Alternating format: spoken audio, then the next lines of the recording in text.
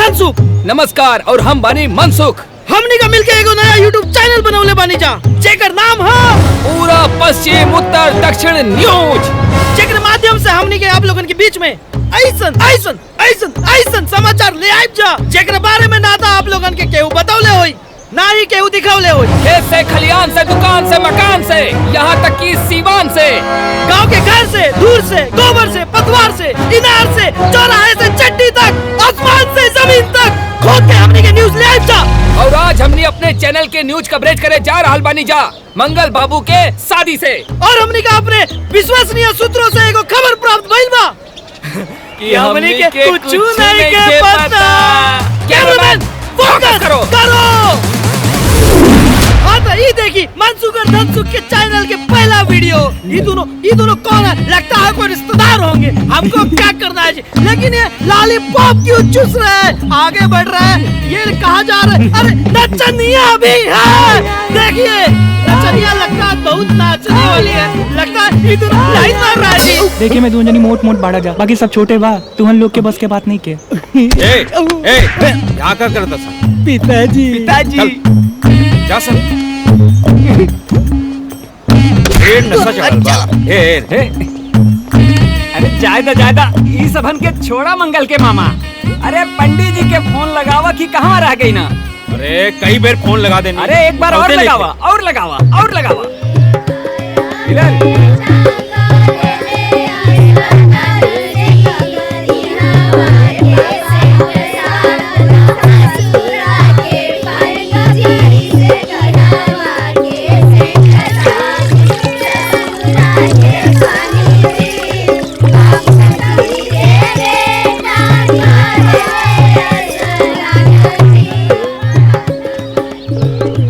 फोनवा नहीं खे उठावत। अरे फोन करके मंगल के ममुआ परेशान के ले बा।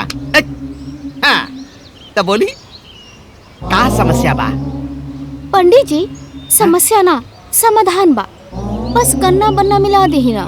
के कर?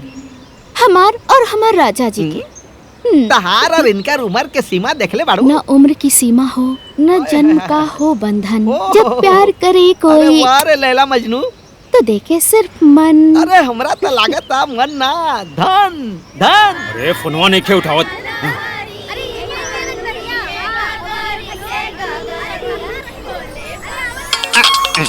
अरे मंगल के मम्मा फिर फोन करता। बारात में तब जइबे ना करब जब से पैसा ना ले। पंडित जी फोन बहुत डिस्टर्ब करता, गन्ना बन्ना बैठाई। देखा तोहार गन्ना बन्ना बन गइल बा, बाकी यहाँ के ब्याह है के ना ऊपर यमलोक के। मतलब अब कोनो समाधान नहीं खे? अरे समाधान बा, बाकी सूर्य से लेके चंद्रमा तक, राहु से लेके केतु तक, मंगल सबकर ब्याह में थोड़ा टेढ़ी चाल हो गइल बा। अब टेढ़ी चाल के सीधी करे खातिर पूजा हवन करावे के पड़ी, भारी खर्चा लागी। कितना लागी? अरे कम से कम 51,000 खर्चा लागी। अरे कहीं खा, अरे धारा भाई अजी तो दे दी। बच गए। ठीक है दे दे। अच्छा अरे चलो तब बजावा सहनाई हो जाए बिया। जा जा जा निकल, संभाल के ले जाइए हो, कहीं तेरे ही ना करे के पड़े। हे प्रभु, हे दीनानाथ, क्या होता हो? लगा तक कलयुग एकदम पीक पे आ गइल बा। पंडित जी, फिर आ गेले। हट हट हट। चली महाराज, हमने दे भाग। चली महाराज, सब अगोरता बारात निकले के बाद। का चली? 500 रुपया मिलल का भाई? जोन तय भइल रवो के मिली ना। करी है बिया, पंडित फोकट के चाहिए। हट है बोनी करी महाराज, है ले 500 रुपया। चला चली चलाई, दुआरे तक चले के हो गई। चला दुआरे तक चलब, ओकरे आगे एक कदम ना। आई चल चली। कैसे ब्याह करवाता नहीं, मुंह मत खुलवावा।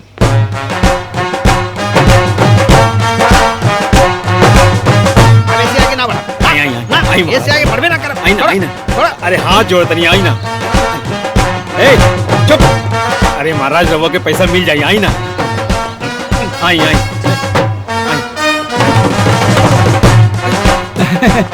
अरे हम आगे ना जाइए। पंडित जी हाथ जोड़ता नहीं। एकरे आगे हम 1 इंच ना बढ़ा। अरे हमने के हाथ जोड़ता नहीं महाराज। चली ना रहुआ। ना ना आ जाई ना, हाथ ना जोड़ी, पैसा निकाली। पैसा ले। हाय देखी। देखा 21,000 में बात भइल बा। 19,500 हमार बाकी बा। और ये पैसा हमार 19,500 जयमाला से पहले मिल जाए के चाहिए, ना तो हमार मुंह अरे खुल ना, जाओ। मुंह मत खोली, राउर पाई पाई मिल जाए। पक्का मिल जाई हाँ हाँ पक्का मिल जाई। आई तो चलो हाँ, थोड़ा हाँ, पंडित, चलो आई, चली आई। चलो।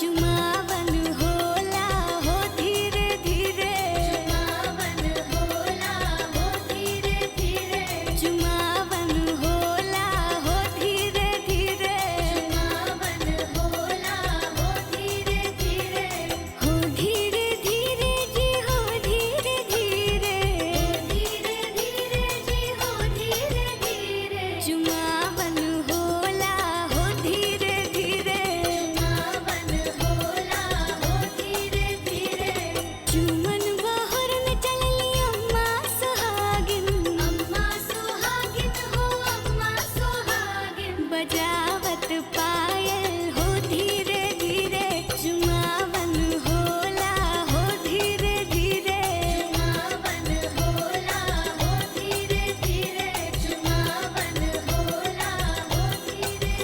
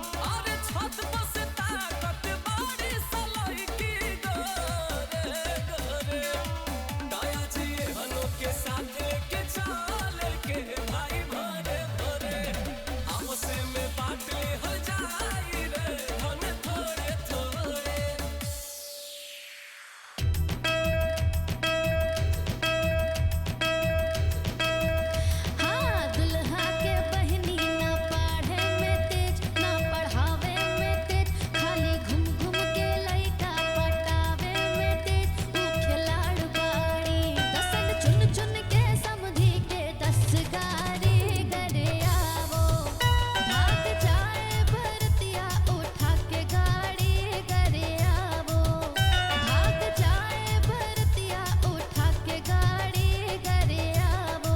मंगलम भगवान विष्णु मंगलम करुणा ध्वजा मंगलम पुंडरीकाक्ष मंगलाय। आप दुल्हा के ले जाएं, जयमाला शुरू करवाएं।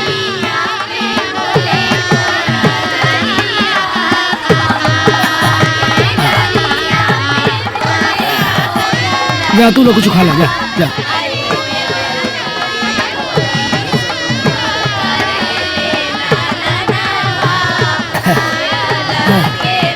हाँ पहले तू लोग कुछ खा ला, चला।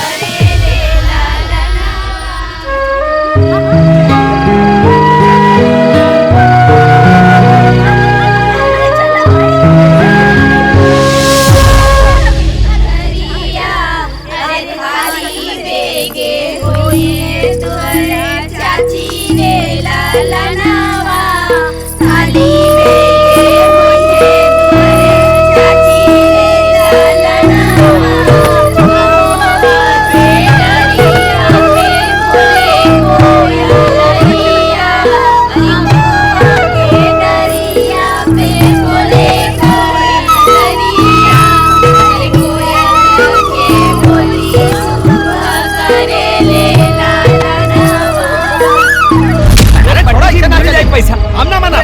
लाइक अरे, भारत की हवा तो खराब कर ले।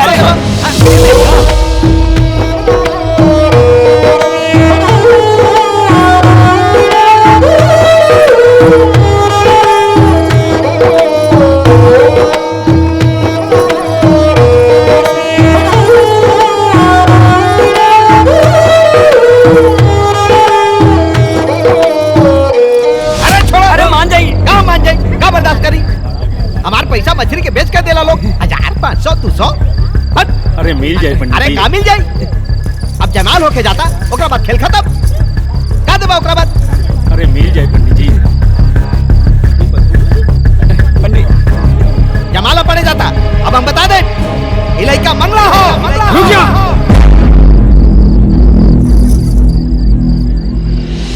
ये ब्याह ना हो सकेला।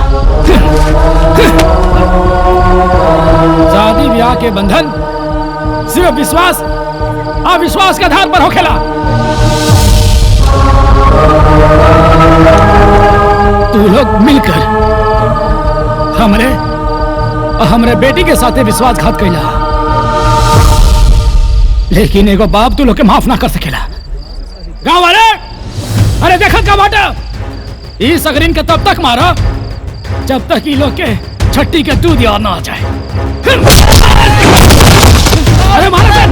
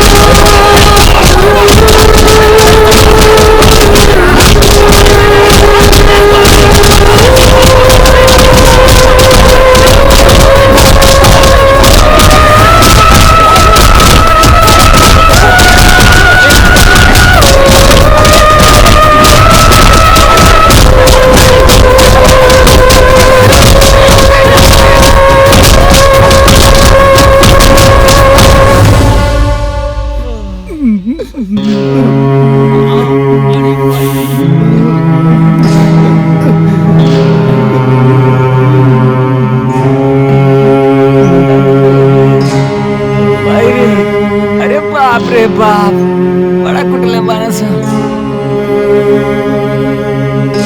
अरे भाई रे ये पैसा के चक्कर में पिटा गई नहीं। ना छेना मिला ना फूल की चाट मिला लाठी डंडा। जा तू लोग बबने के मरला सत्यानाश हो जाई। नमस्कार मैं धनसुख। नमस्कार हम बनी मनसुख। देश के चौथे स्तंभ पर हमला हुआ है। वैसे हमरा भी स्तंभ सूजा हुआ है। हम पत्रकारों पे चाहे जितना हमला हो जाए, चाहे जो भी हो जाए, हमने जैसा कि आपसे वादा किया है गांव से, चौराहे से, चट्टी से, नल से, चापाकल से आप तक समाचार पहुंचाते रहेंगे। हम पहुंचाते रहेंगे। आखिर कब तक यह मंगल होता रहेगा? कब तक? हमें अपने सूत्रों से पता चला है कि ये सारी घटना मंगली दोष की वजह से हुआ है, जो कि ये देश बिल्कुल बर्दाश्त नहीं करेगा। आखिर कब तक हम इन कुरीतियों को मानते रहेंगे? कब तक दूल्हा और बाराती पिटते रहेंगे? कब तक?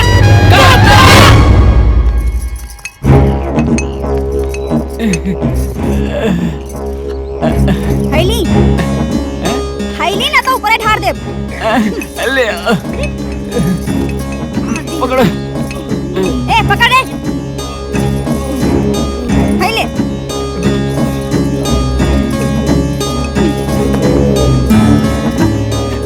तेरी मायरे।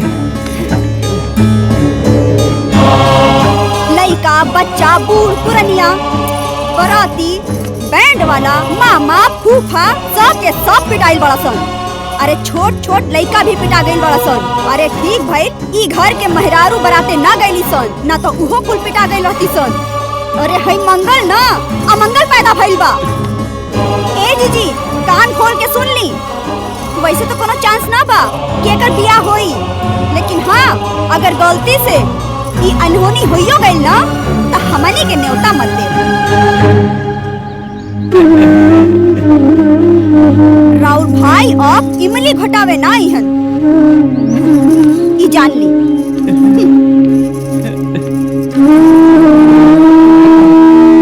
का मंगला भइल इतना गुनाह बा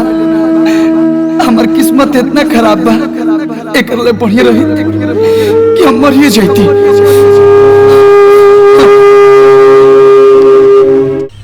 अरे है मंगल ना अमंगल पैदा भइल बा।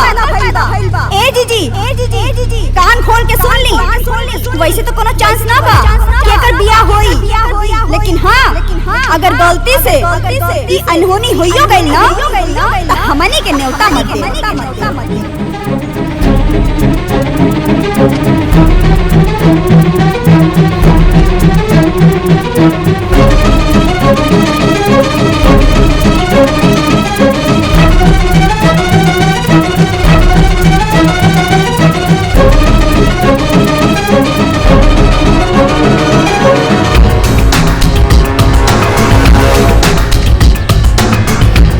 अब एकरा अलावा और हमरा पास कोनो रास्ता नहीं है।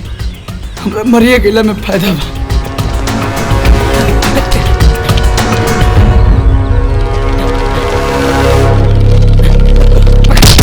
फोकस करो, आप दुल्हा थे, हम बाराती थे। आपके बारात में आप भी मार खाए, हम भी मार खाए। बताइए, हम तो नहीं मरना चाहते, आप आखिर क्यों मरना चाहते हैं?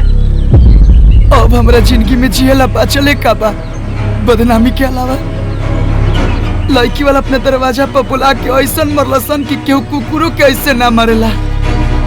मामा, मौसा, फूफा, यहाँ तक हमारे बाप के भी कचार दिहलसन।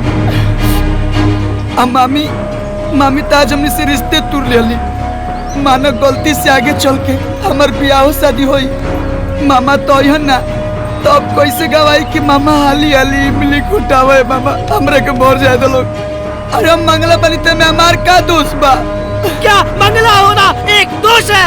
आज भी समाज इतनी पुरानी सोच को ढो रही है कि हमारे इतने अच्छे दूल्हा मंगल को बिना शादी का दंगल लड़े ही मारना चाहती है।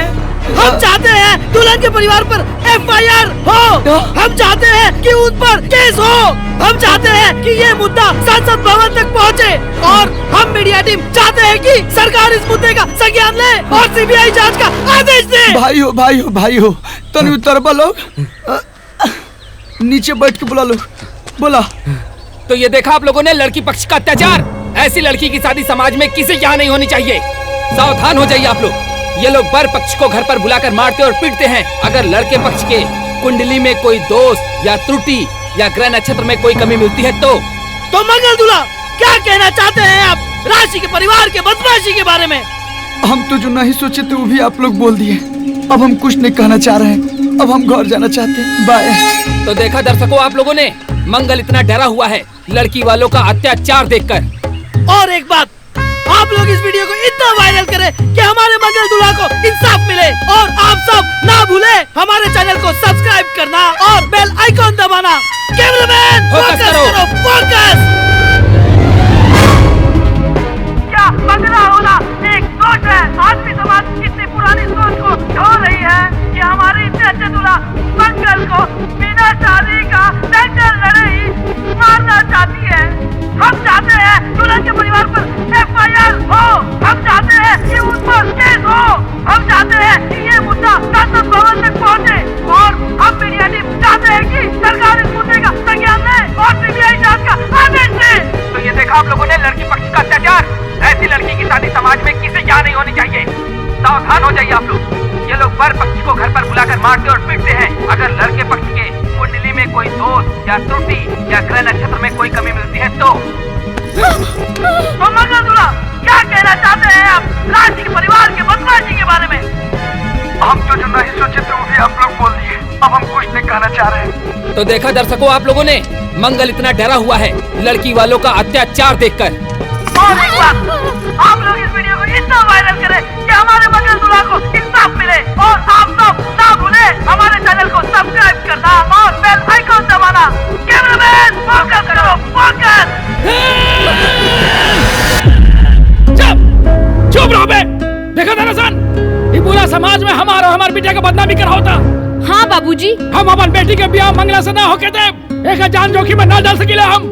हाँ ऐसा बदनामी करिए कुल तो हमार बेटी से ब्याह के करी। लातन के भूत बातन से ना मनिहन सन। माई सही कहतारी बाबूजी, सही कहतारी। हाँ। एके मरे के शौक बना, एके मार के आवल जाई। ए बेटी निकाल तलवार लाठी डंडा।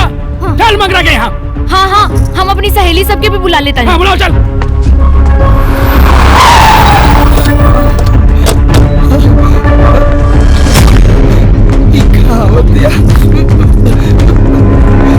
बाबूजी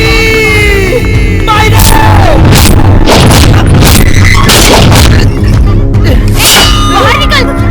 ना मंगला बाहर निकल। ना अब तो हर शादी के ना मौत के वीडियो वायरल हुई। तू लोगन के शर्म नहीं खियावत? मीडिया से झूठ बोल के हमनी के बदनाम करत अड़सा। तो हर लइका मंगला बात पहले काहे ना बतौले रहला? अरे तोहन लोग की वजह से हमारे बाबूजी के लाखन का नुकसान हो गई।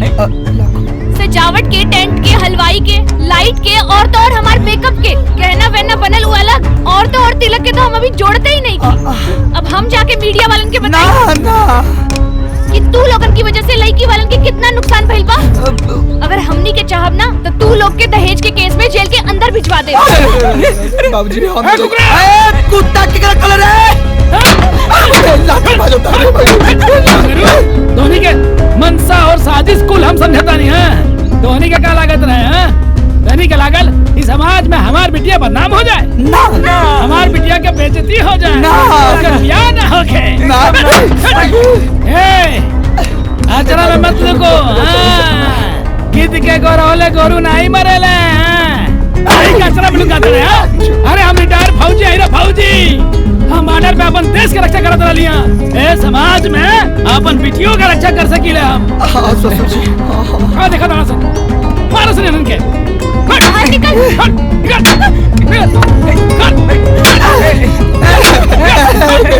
मारे मत हम आवत नहीं।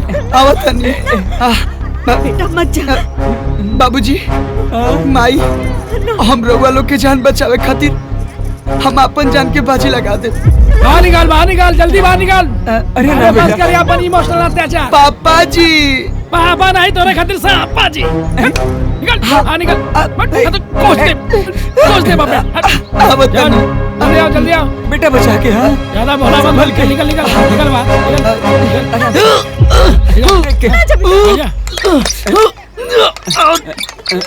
खुलते नहीं क्या खुला बेटा? नहीं क्या आवत नहीं पापा जी आवत नहीं।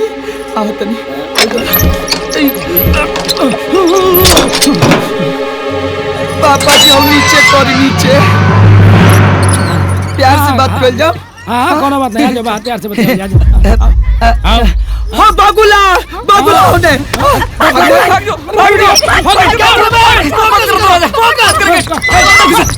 हम लोग पीछा करते हैं।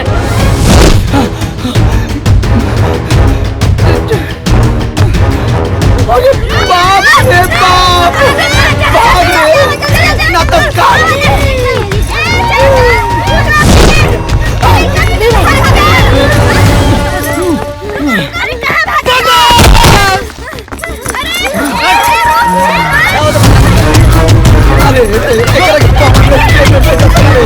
वो भाग रहा। जल्दी आओ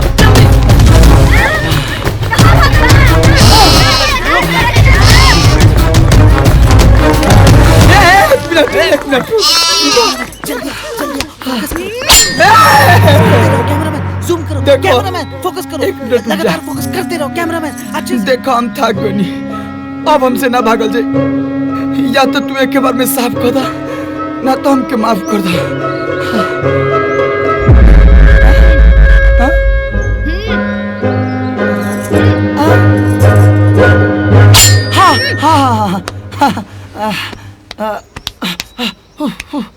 बैठा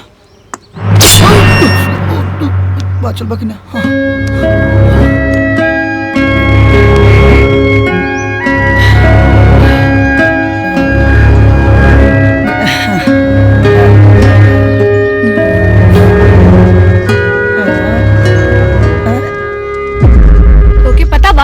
जब एक लड़की के दरवाजा से बारात बिना बियाहे वापिस हो जाला तो लड़की को कितना बदनामी होला।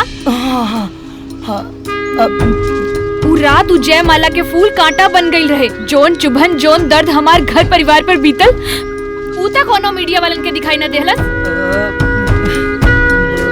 अरे झूठ बोल के शादी करे से अच्छा रहित कि तू सच बोल देले रहता तो इतना तकलीफ ना भइल रही।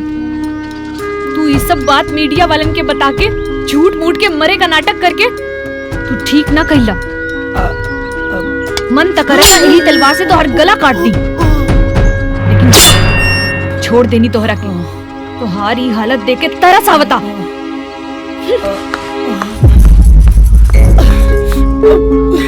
हम कतना भागा बनी और तनिका हो जाता का मीडिया वाला। तो मिल गया हमें नया मसाला। वर पक्ष पर हो रही है जास्ती।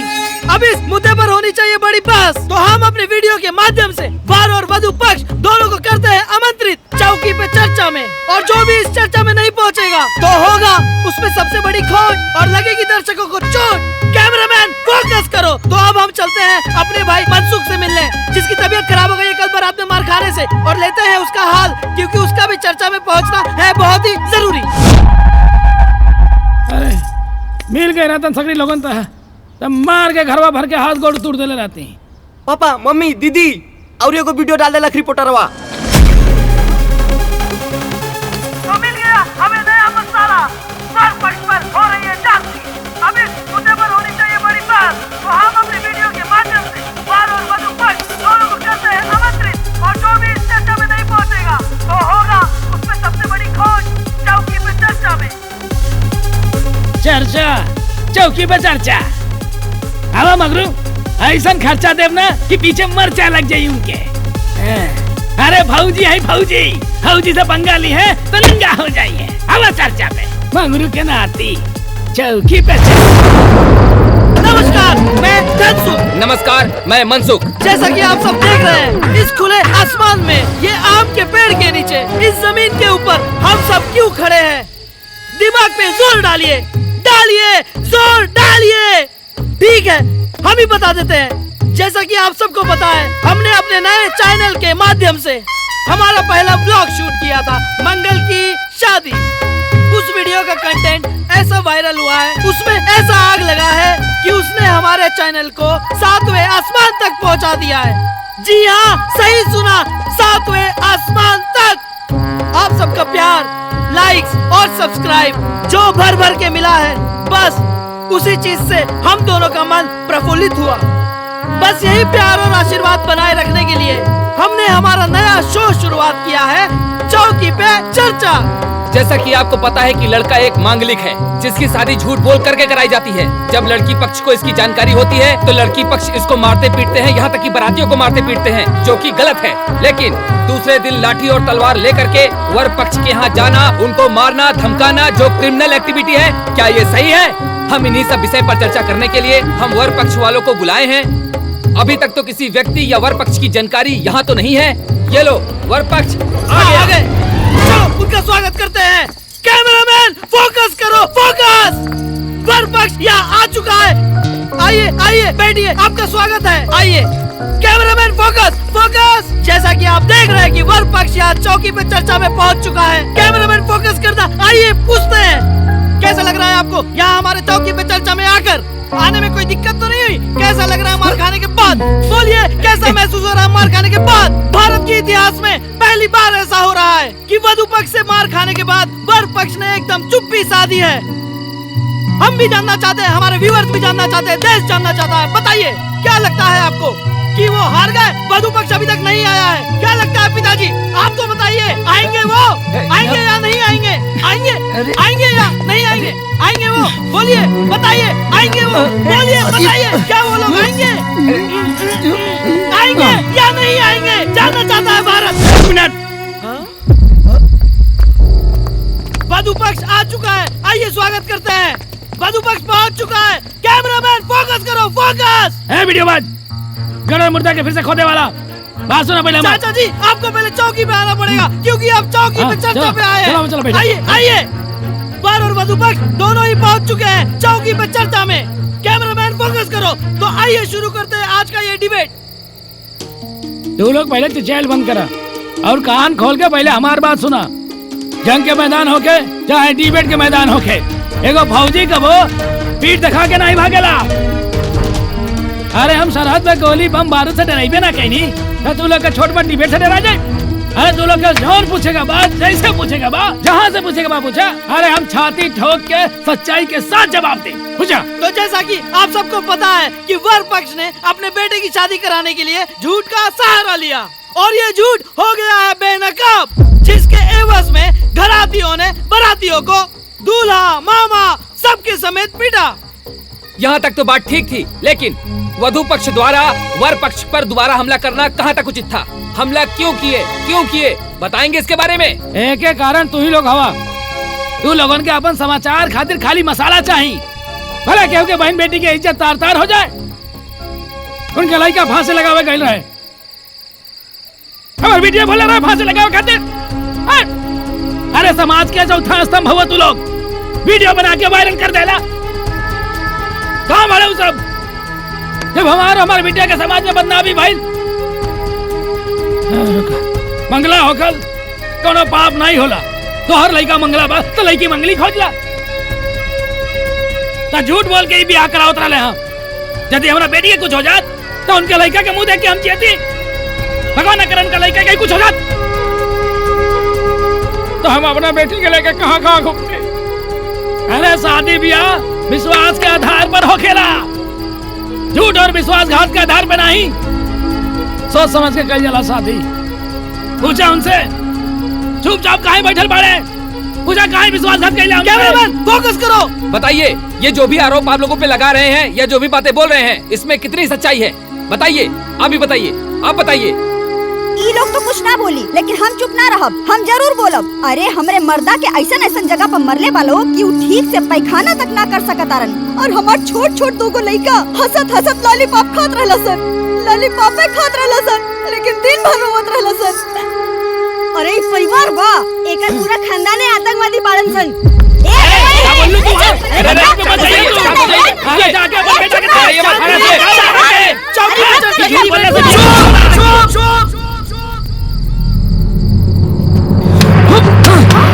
जैसे हमरे शादी के और तमाशा मत बनावा लोग। अरे मानता नहीं कि हमने झूठ बोल के शादी करने की कोशिश करनी चाहिए, लेकिन होनी और अनहोनी कहीं के दरवाजा पर दस्तक ना देवेला। और हम अपने जयमाला के फूल इनके अर्थी के फूल में की बनाना चाहते। पहले बढ़िया रही कि हम कुंवारे रह जाते।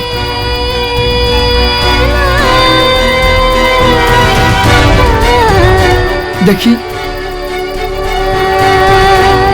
हमने की गलती कैले बनी जाए, माफ कर दी।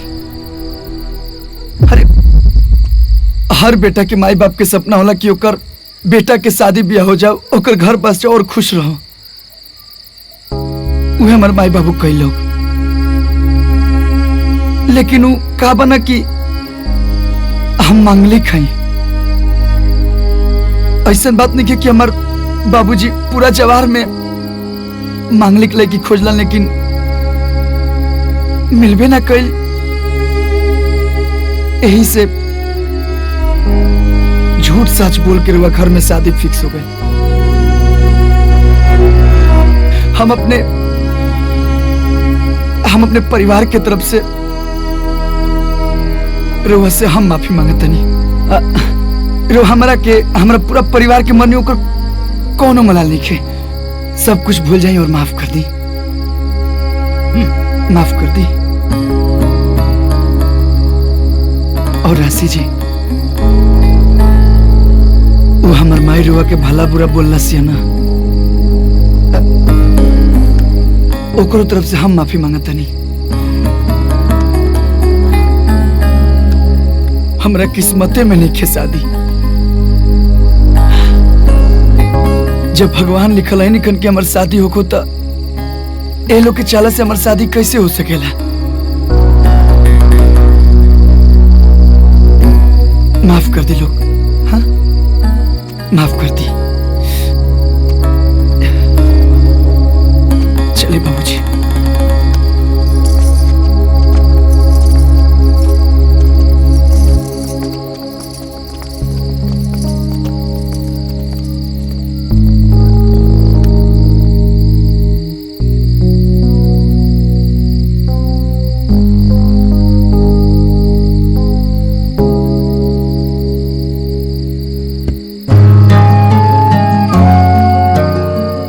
जानता नहीं कि हमने के झूठ बोल के शादी करे की कोशिश करनी जाए,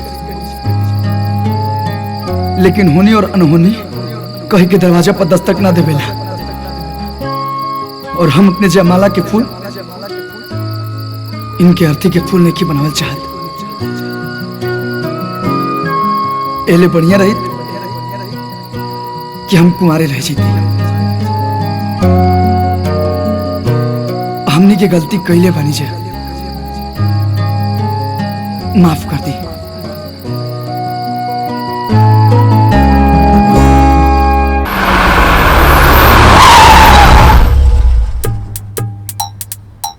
नमस्ते। नमस्ते।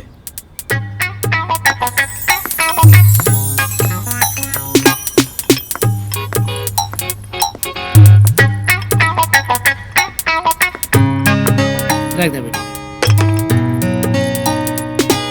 नमस्ते। ले आ जाओ। जी।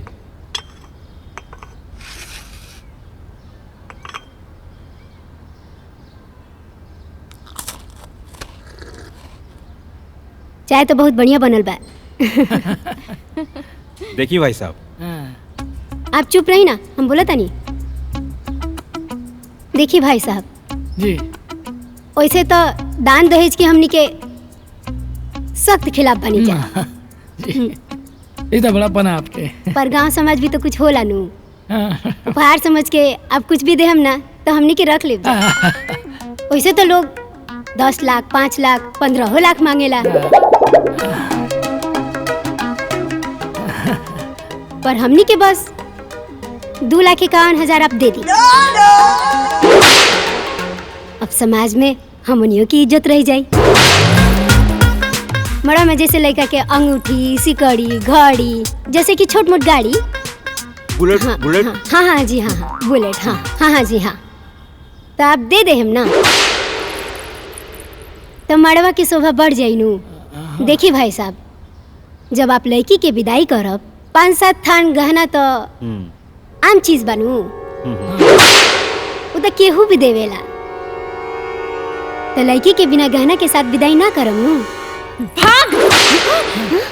चल निकल यहाँ से।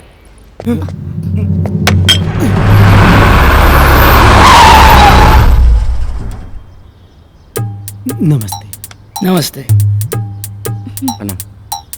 पानी पिया।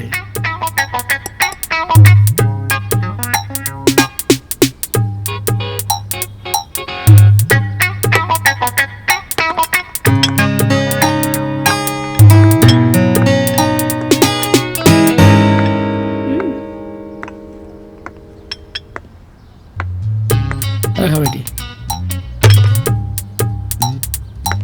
नमस्ते। यू नो एक्चुअली भाई साहब, हम ना थोड़े मॉडर्न टाइप के हैं। जी। हम चाहेंगे कि हमारा बेटा और आपकी बेटी आपस में मिलजुल कर कुछ बातचीत कर ले, एक दूसरे को पसंद भी कर ले। Do you have any problem?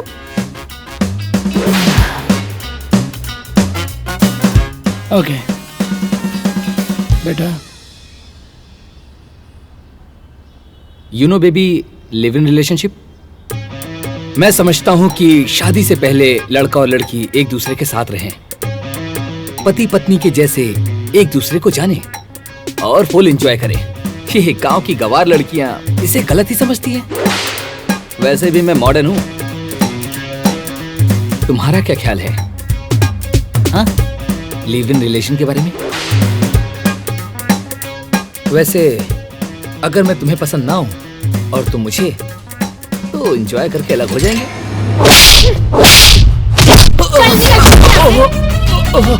Enjoy चाहिए तुझे? What is this? करवाती हूँ तुझको एंजॉय। लिव इन में रहना तुझको। रुक जा, बताती हूँ तुमको मैं। एंजॉय कर बे तू, एंजॉय कर बे। लिव इन में रहेगी कहा? 6 महीना। भाई अरे भागा यहाँ से। लिविंग में रहिए मॉडर्न। बेटी तू ठीक मालूम ना?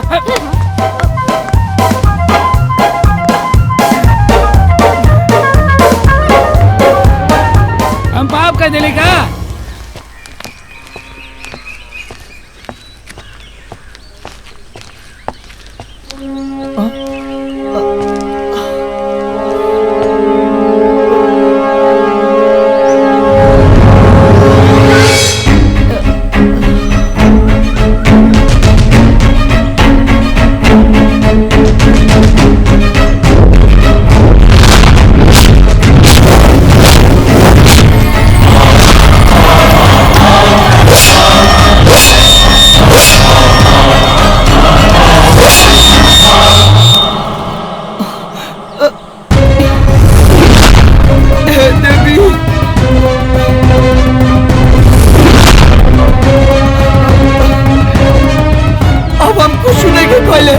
भाग रे।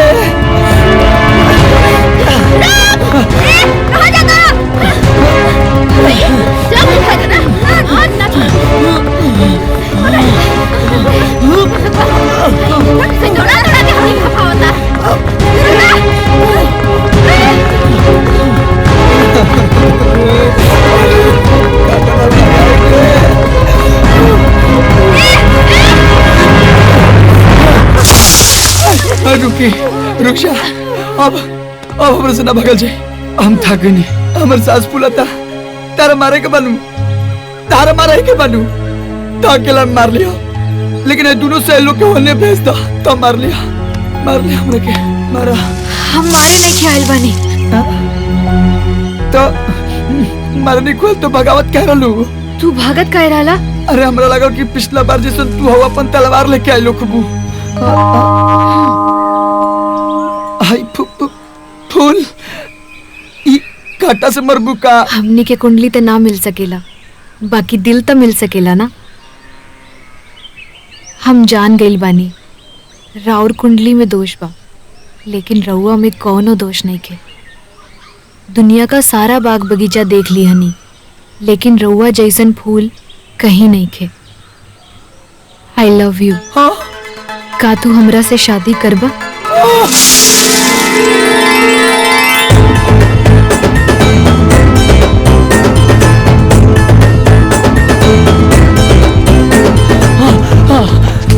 का कहलू?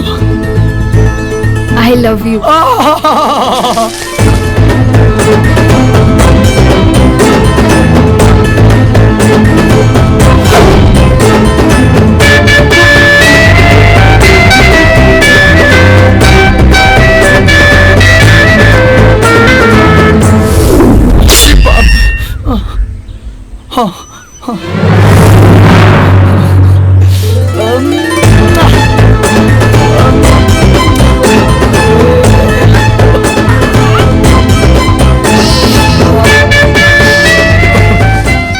फिर से बोलो। I love you. I love you too.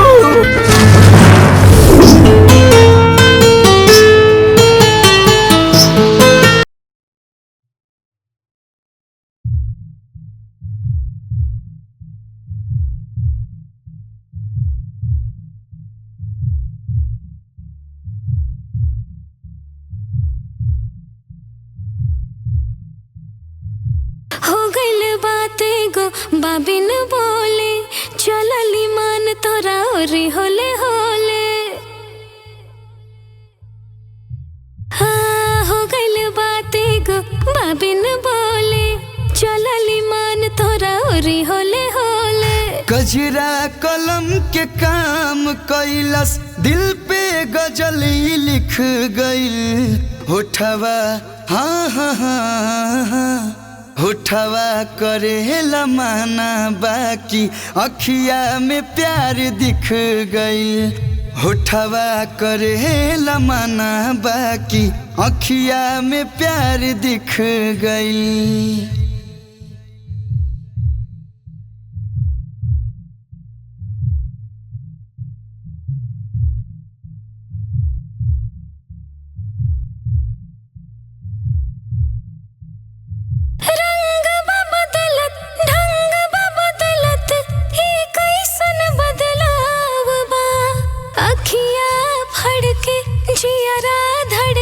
जब से लागल लगाव बा। रही रही मन मन मुस्काइला बस नाम तोहर दोहराइला अलहड़ रहे यावारा मनवा प्यार करे अब सीख गई होठवा हाँ हाँ हाँ हाँ उठवा करे लमाना बाकी अखिया में प्यार दिख गइल होठवा करे लमाना बाकी अखिया में प्यार दिख गइल।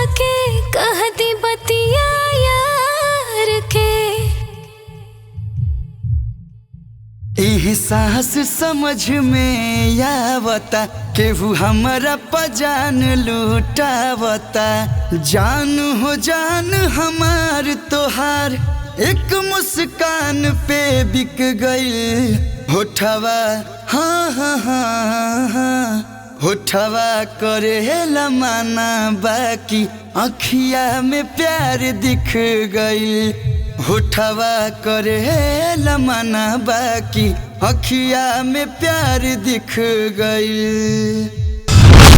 रांची का हुआ मिलन, रांची ने मंगल को गुलाब के फूल से किया अपने प्यार का इजहार। मंगल और रांची की जोड़ी हुई हिट। नमस्कार, मैं धनसुख। नमस्कार, मैं हूँ मनसुख। तो जैसा कि आप लोगों ने देखा, हम लोगों ने अमंगल को भी मंगल बना दिया। कुंडली चाहे मिले ना मिले, हम लोगों ने दो दिलों को मिला ही दिया। हम ऐसे ही समाज में फैली कुरीतियों के खिलाफ अपनी आवाज बुलंद करते रहेंगे।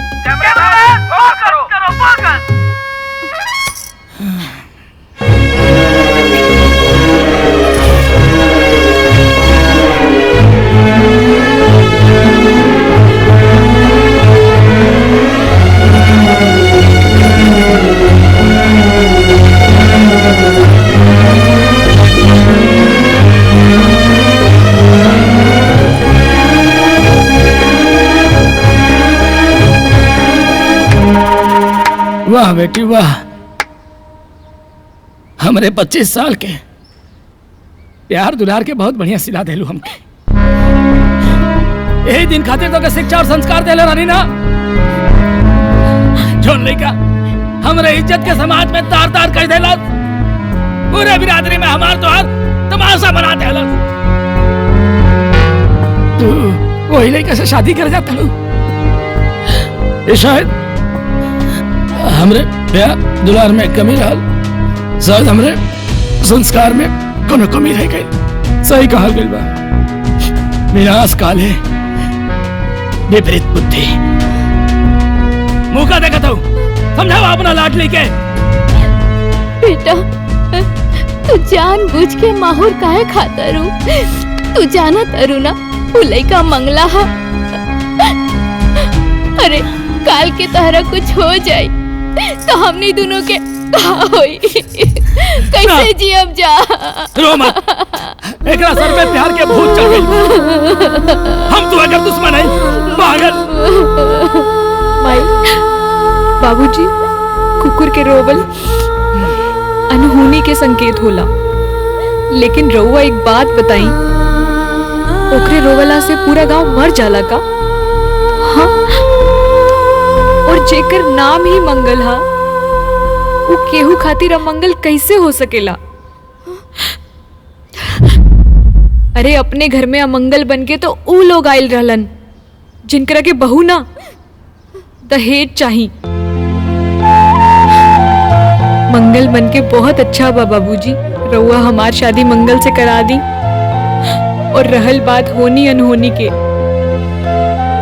तई सब इंसान के हाथ में ना भगवान के हाथ में होला, एके नियति पर छोड़ दी। रउआ हमार शादी मंगल से करवा दी।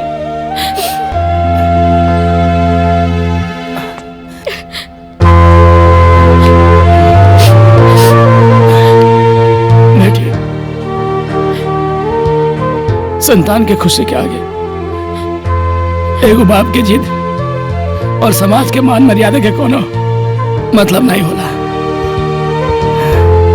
अगर तू यही में खुश बाड़ू तो हम अपना जिद के कुर्बानी दे सकीले। खुश रह, तू खुश रह बेटा। तू जैसा चाहू वैसे हम करब। खुश रह बेटा।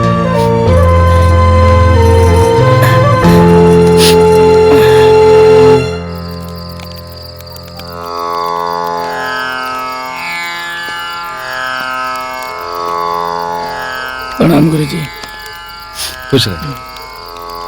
बैठी जजमान।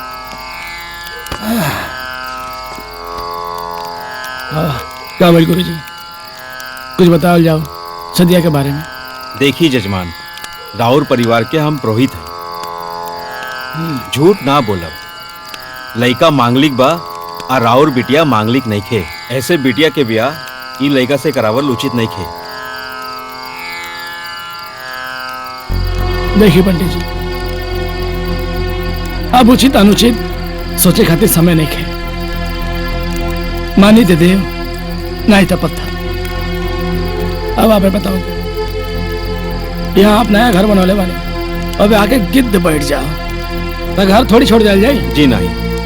कोनो लड़का नौकरी ज्वाइन करे जाता ओके राह बिलार काट दे तो नौकरी छोड़ दिया अपन नहीं छोड़ी ना। हम आपके वह बताओ चाहते हैं कि लोगन के काम लोग कुछ ना कुछ तो कहबे करिए। हाँ? एक मतलब ही नहीं कि नास्तिक हैं गुरुजी। हम गुरुजी एगो बाप बन के सोचे हमारे लड़की यदि आ गई कहते हैं कि हम ब्याह करब तो वही लड़का से ब्याह कर। अब बताओ हम क्या करें।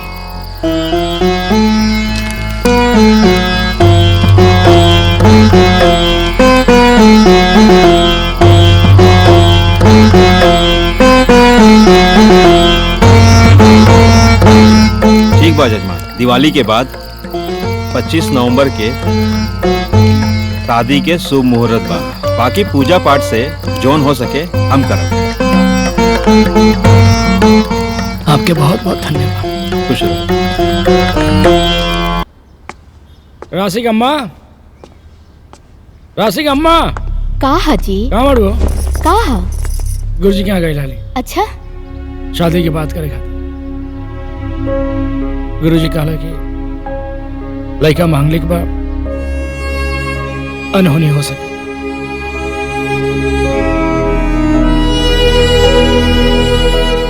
बेटा हम तो हर बाप हैं, तोरा खुशी खातिर कुछ कर सके। तू चिंता जन कर। हम तो शादी वही लेकर से कराए। हम पंडित जी से बात भी कैले हैं, दिन तारीख सब रखा गई बा। और पंडित जी कहला कि जितना पूजा पाठ हो सकी वो करी है ताकि दुष्प्रभाव के असर कम रहे। अब खुश बालू ना?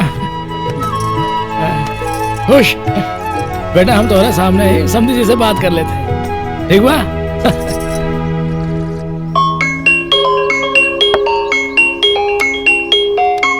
समधी जी के फोन। नमस्कार समधी जी। नमस्कार नमस्कार। वो क्या होला ना, कभी कभी खुशी के बाद भी जाहिर कैले में ना बहुत डर लगेला। हम रवा से को बात कहल चाहते हैं। हाँ हाँ कहीं ना।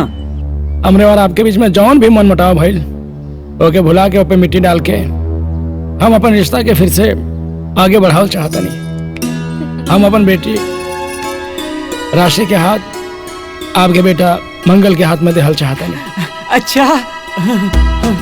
और दिवाली के बाद 25 नवंबर के दिन तारीख है, शुभ मुहूर्त बा।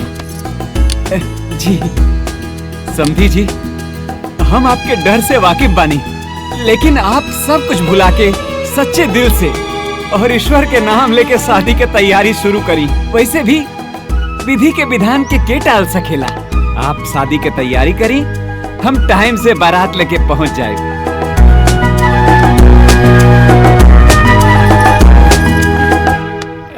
अरे बेटा, समधी जी शादी के लिए मान गई ना? सच्ची? आप खुश बारा ना?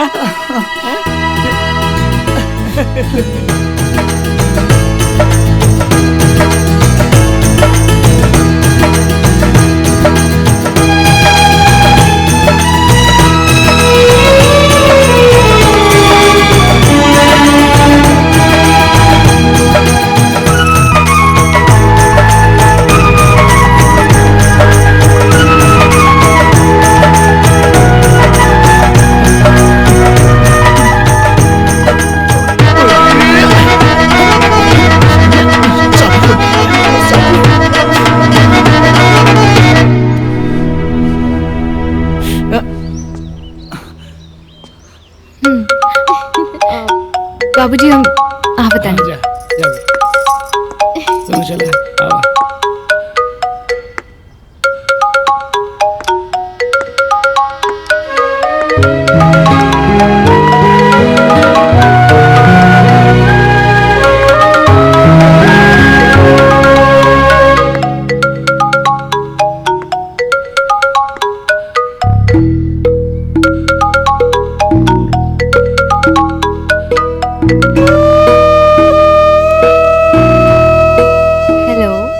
हेलो।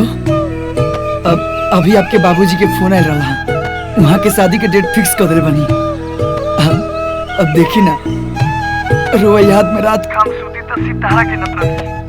अब जब से दिन धराइल बा तब सब दिन गिने के पड़ी। बस 10 दिन और इंतजार कर ली। 10 दिन के बाद हम दुल्हन बनके हमेशा के लिए आपके हो जाएंगे। वैसे एक बात पूछी? हाँ पूछा।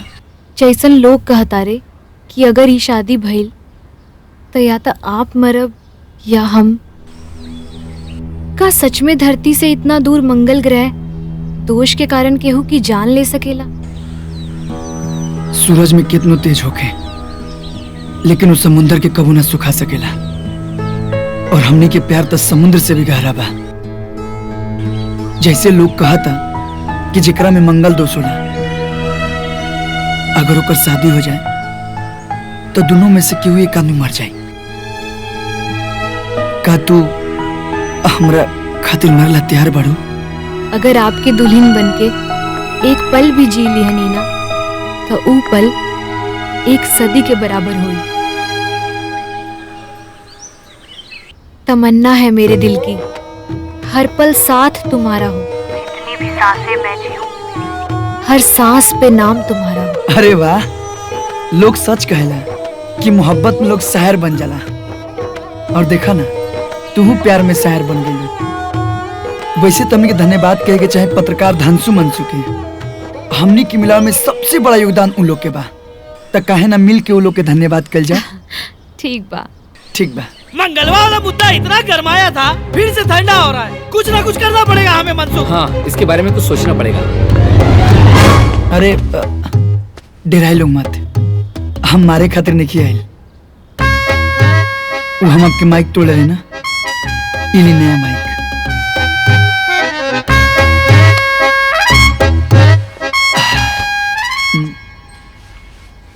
वो कहा कि पत्रकार लोग के माइक माइक ना, करोड़ों लोगन के आवाज होला। और ई माइक रउआ लोग के नया आवाज और नया सोच खातिर। अगर आप लोग माइक में अपन आवाज बुलंद ना कर रही थी लोग, तो आज हम और हंसी एक ना हो पाती और हमने की शादी ना हो पाई। तो माइक से आप लोग ऐसे ही एक से बढ़ के एक मुद्दा उठावत रही और नामुमकिन के मुमकिन करके दिखाई। दिल से बहुत बहुत धन्यवाद। और शादी में आए लोग जरूर, आप भी। चला चले के। कैमरामैन फोकस करो, दर्शकों को बताते हैं।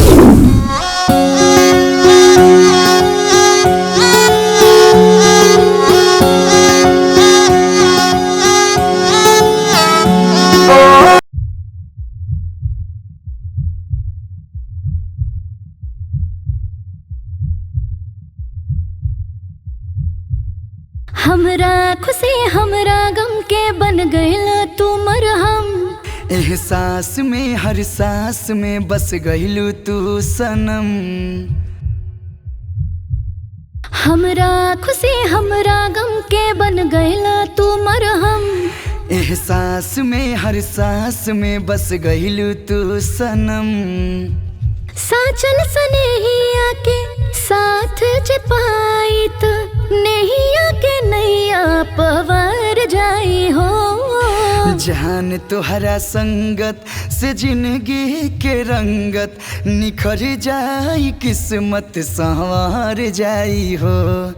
मिल गइल जन्नत बिना मंगले मन्नत, जियते दीवाना इतर जाई हो।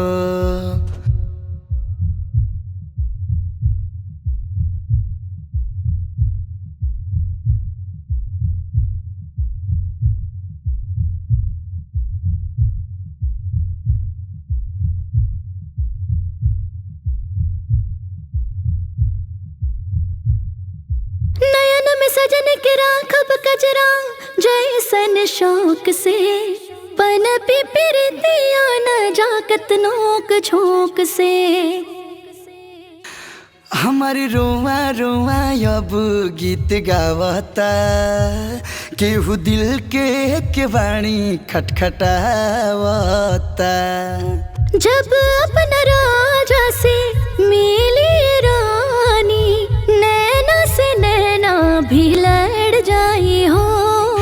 जान तुहरा संगत से जिंदगी के रंगत निखर जाई, किस्मत संवार जाई हो। मिल गईल जन्नत बिना मंगले मन्नत, जियते दीवाना इतर जाई हो।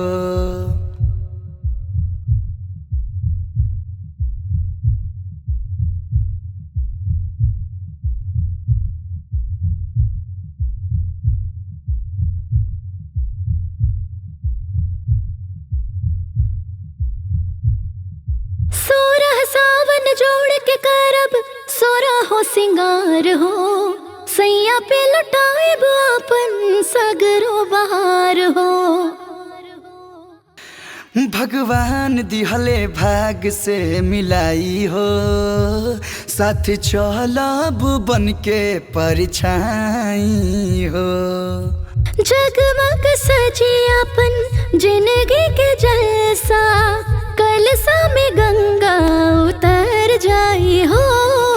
जान तुहरा संगत से जिंदगी के रंगत निखर जाई, किस्मत संवार जाई हो।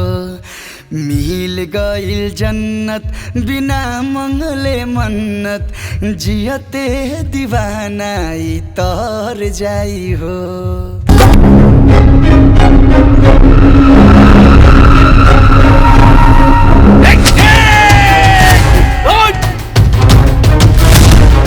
चंद्र टरे सूरज टरे, टरे दिवस और रात, पर जगत में टरे नहीं पंडित टिकोरी के कहीं बात। बेटा हमरा के साइड में कह देला जा, हमहू अगुआ रहनी, हमरो कुछ हक पद रहे, शादी करा लो, बाकी याद रखिया जा। अरे शादी ब्याह खाली प्यार से ना होखेला, शादी ब्याह में 36 गुण, कुंडली में ग्रह नक्षत्र के चाल, गोत्र खानदान, बजाला जा सहनाई। बाकी लइका लइकी दोनों में से केहू के साथे कोनो न कोनो अनहोनी तो हो के रही। ओम स्वस्ति नः इंद्रो वृद्धश्रवाः, स्वस्ति नः पूषा विश्ववेदाः, स्वस्ति नस्तार्क्ष्यो अरिष्टनेमि, स्वस्ति नो बृहस्पतिर्दधातु। ओम आनो भद्राः कृतवो यन्तु विश्वतो दब्धासो अपरितास उद्भिदः, देवानो यथा सद्मिद्वृधे आसन्न प्रायुवो रक्षितारो दिवे दिवे, देवानां भद्रा सुमितिर्दूयतां देवानां जैसा कि आप सबको पता है, हमने हमारे नए चैनल के माध्यम से मंगल की शादी का ब्लॉग शुरू किया था, जिसे हमने आज पूरा किया। आज हमने मंगल और राशि की शादी का ब्लॉग आप लोगों को दिखा दिया। जैसा कि आप लोगों को पता है, मंगल और राशि की शादी में कितना उतार चढ़ाव, कितनी कठिनाइयाँ आई थी, उसके बावजूद हमने अपना वादा पूरा किया और आप लोगों को ब्लॉग पूरा करके दिखाया। अपने YouTube चैनल के माध्यम से पूरब पश्चिम उत्तर दक्षिण की तरफ से मंगल और राशि के शादी की उज्जवल भविष्य की कामना करते हैं। और जैसा कि अब शादी अच्छे से हो चुका है, अब आगे विदाई का प्रोग्राम, रोना धोना, ये सब हम लोगों को दिखाने में कोई दिलचस्पी नहीं है। तो मिलते हैं नेक्स्ट ब्लॉग में। एक ब्रेक के बाद कैमरामैन फोकस करो, फोकस करो।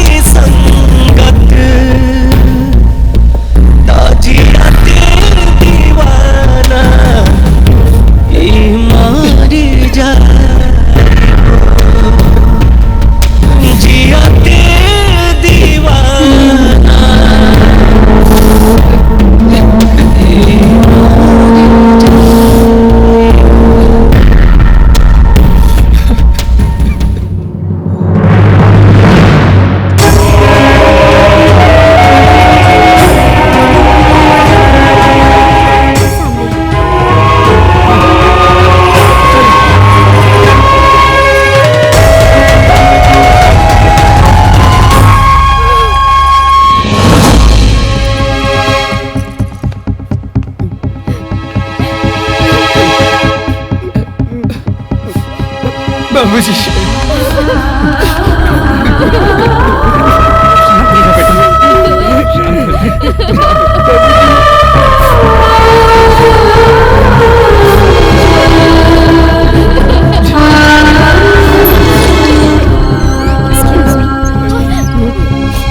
क्या हुआ मैम? देखिए क्या हुआ वो तो मैं आपको बता ही दूंगी, लेकिन आपको काफी ज्यादा चोट आई है। आप पहले ड्रेसिंग करवा लीजिए। नहीं नहीं, हमको कोई चोट नहीं आई है, वो राशि का ब्लड है। देखिए पेशेंट की हालत बहुत सीरियस है और वो कोमा में जा चुकी है। हम दवा कर रहे हैं, आप सब दुआ कीजिए।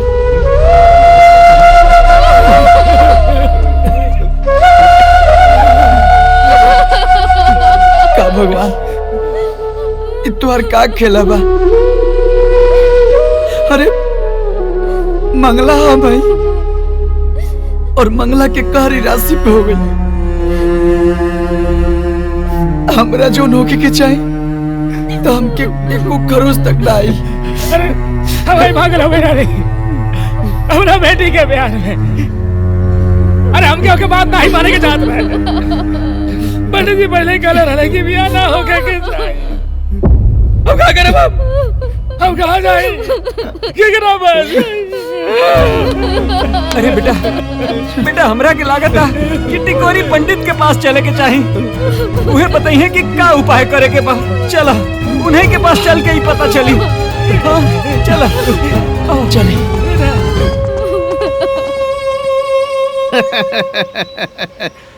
हो गई ना कांड, सत्य हो गई ना टिकोरी पाड़े के भविष्यवाणी। बारात ना लगे जा, चोरी चोरी शादी कैले ला जा, हो गई ना अनहोनी। अरे अब दवाई ना, पंडित टिकोरी पाड़े के उपाय बचाई जान तोहरे मेहरारू के। अरे हर ग्रह के काठो पंडित टिकोरी के पास। रवा जौन कब जैसे कब हम वो सब करो, बस राशि के स्वास्थ्य में सुधार हो जाओ और वो ठीक होके घर आ जा। कौन उपाय कर दी?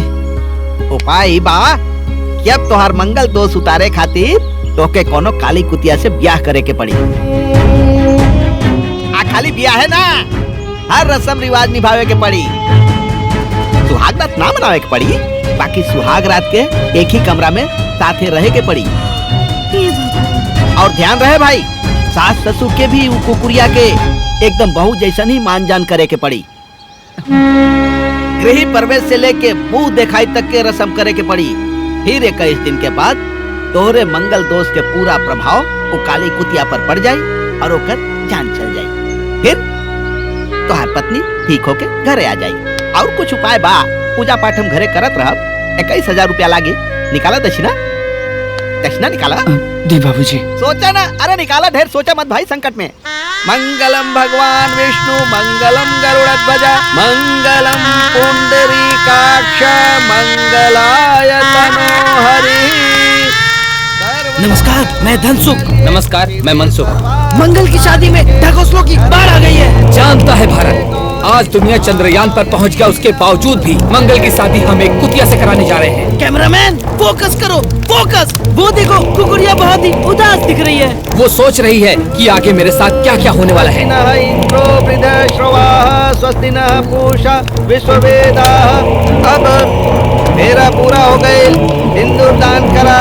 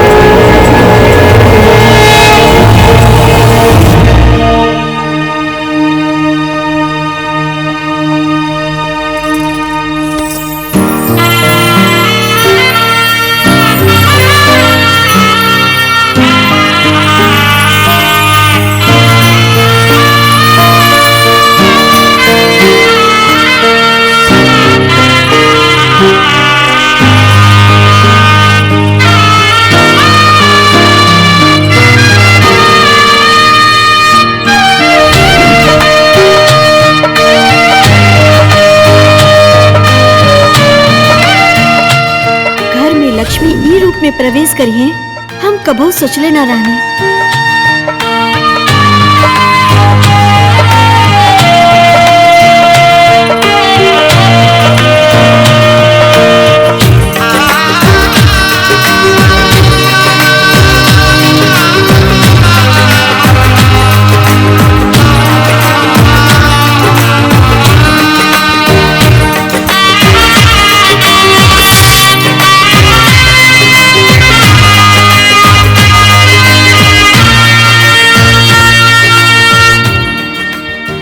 सब है मुंह दिखाई की रस्म कर जाओ। ए बिमला भौजी, अरे एक ठो बात कही, गांव में तो बड़ी पतो आईली, लेकिन तोहरा पतो के जवाब नहीं खे। वैसे रौरे पतो के नैहरो नंगी चाहिए बा, कबो फुदुक के नैहर में तक कबो फुदुक के ससुराल में। अरे तू लोग के शर्म नहीं खे आवत? आपन लोग के मजाक उड़ावत अरु लोगन। हमरा सबक नहीं खे लागल कि एकरा से अपन बेटा के बियाह करी। हमरा बहू के जान खतरा में बा। अगर ये रस्म रिवाज कैला से हमार बहू के जान बच जाए और हमरा बेटा पतों के घर बस जाए तो रौरा सबके कौन तकलीफ बा? अब रौरा सबके जब सोचे के बाद तो रौरा सब सोची।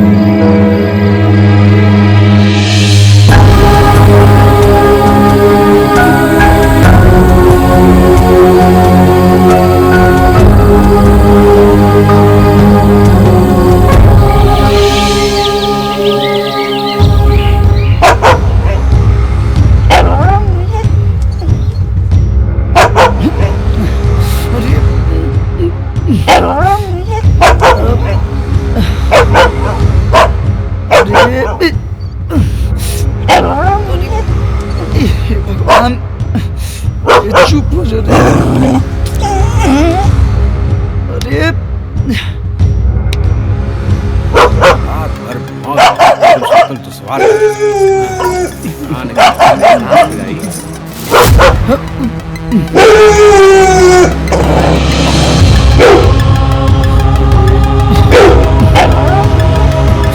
भगवान ये चुप, अब चुप चुप चुप चुप चुप मुझे न रे, अब चुप चुप।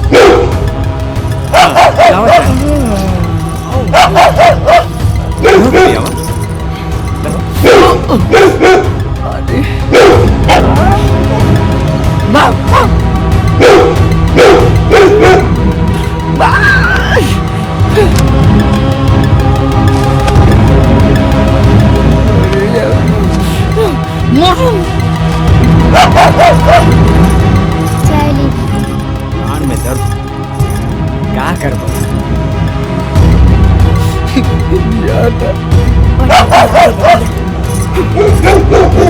भौजी, कि सवेरे सवेरे तहर पतोहिया काहे इतना चिल्लाती हो? अरे ओकरा नैहर के याद आवत होई, दूसर गांव से ए गांव में आइल बिया ना, यही से चिल्लाती होई। तू लोग अपन ताना मारल ना छोड़बू लोग, तोहनी के सब पता बा क्यों काहे आइल बिया। अब बाकी तो सभे के पता बा कि बहुरिया घर में आवेले तब भजन कीर्तन सुने के मिलेला। अब मजबूरी है ना बा, जब तक बेटा के ग्रह नक्षत्र कट न जाओ और बहू घर में आ न जाओ तब तक सुने के पड़ी। सुने के आदत डाल लो लोग।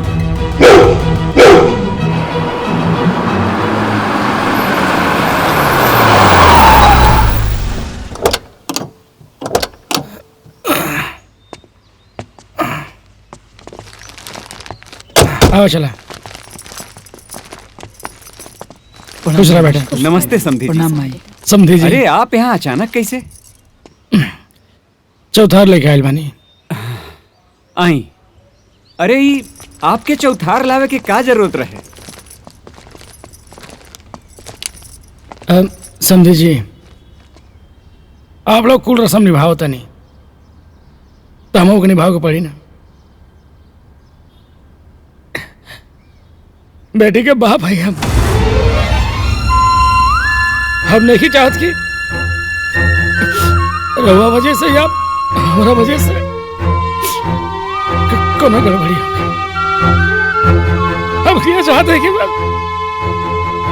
हमारी बेटी जल्दी से सही हो जाए, हमारी बेटी और दवा दोनों जना खुश रहे। समझे जी, दिल बहुत डरा गया।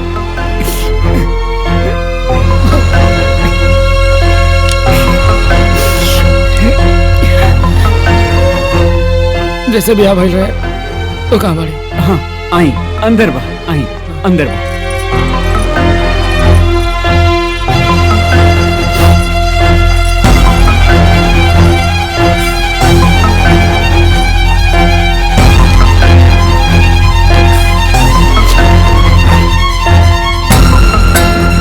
तू जानवर ना,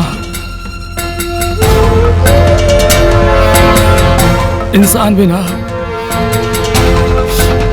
इंसान के कुल दुख और कष्ट भगवान अपना ऊपर ले ले।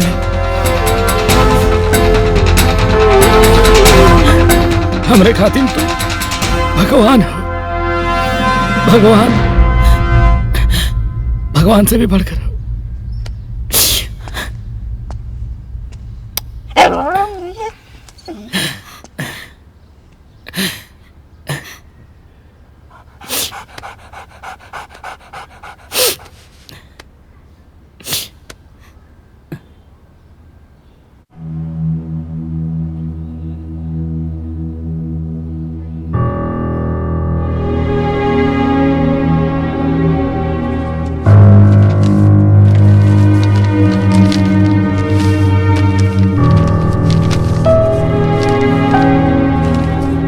मैडम जी, कायल बा रिपोर्ट में और अभिलाषी की हालत कैसन बा?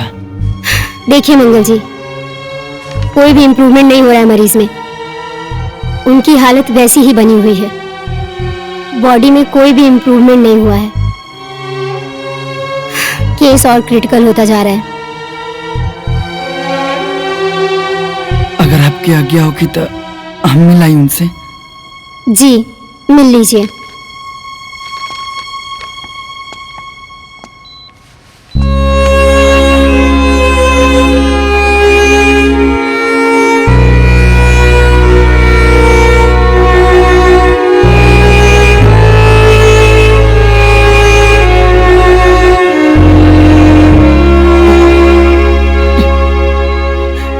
राशि, ए राशि, सुनो ना राशि। अरे तू एजा लेटल बड़ू और हो जा तुहार सबत घरे आ गेलो। उठा ना, कुछ बोलत काहे नहीं खू? जानता रू ना बहुत सुंदर बिया, एकदम खूबसूरत सब हीरोइन फेल हो जाए ओकरा सामने। तो के विश्वास नहीं करना होत? रुका एक मिनट, तोरा के फोटो देखा होता नहीं। रुका। हाय देखा, देख आँख खोला ना, देखा कितना सुंदर भी है। हाँ देखा ना कितना सुंदर भी है। एक के देख के ना हमके ही गाना याद आवेला,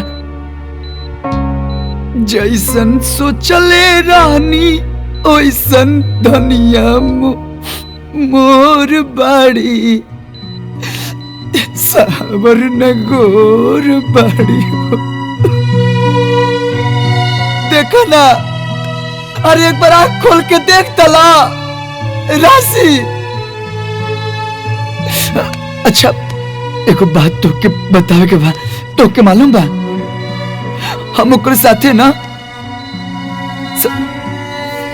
सात फेरा लेके सातों वचन लेके पूरा रीति रिवाज के साथ ओकरा के घरे लेके आनी। कलश पर पैर मार के ओकर गृह प्रवेश भी भइल, अब मुंह देखाए भी भइल ओकर। मजे के बात ही बाकी तोहर बाबूजी चौथ लेके आयल रहलन। और तो के मालूम बा सवेरे सवेरे ना ओकरे भजन से हमर माई बाबूजी जागलन। लेकिन तू बिल्कुल चिंता मत करिया,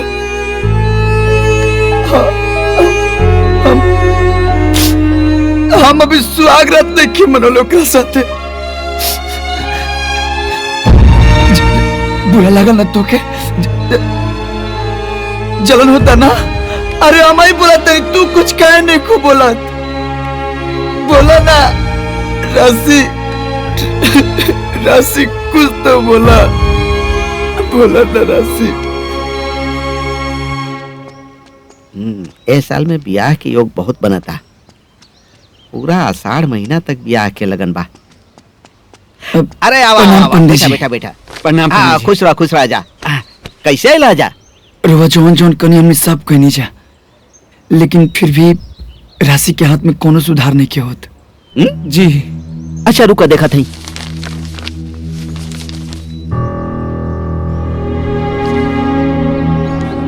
का उपाय कैला जा?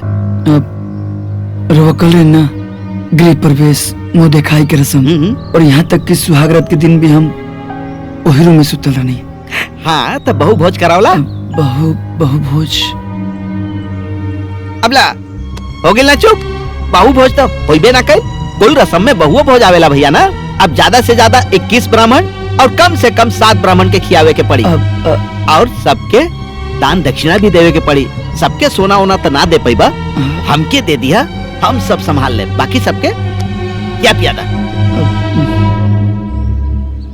ठीक बा पंडित जी। ठीक बा, हम बाभनन के लेके आवता नहीं। ठीक बा जी। चला बहु भोज के लोग तैयारी करा भाई। चलो बेटा, चलो थे पंडित जी, प्रणाम। हाँ खुश रह जा। खीर और बनवा दिया? अरे नहीं बस। अरे बस रहता हो गई। अरे 2 पूरी दो। हाँ अरे हो गए भाई बस। अरे भाई बेटा पकवान तो बहुत बढ़िया बना दे दो। हाँ दा।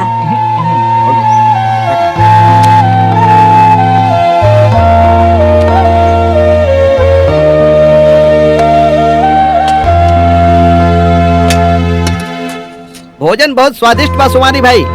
धन्यवाद पंडित जी, भोजन करके आनंद आ गई। प्रणाम। बस आपके आशीर्वाद बा पंडित जी। ना बेटा अभी बा खाए दा। अरे बेटा वहाँ पानी दे दो।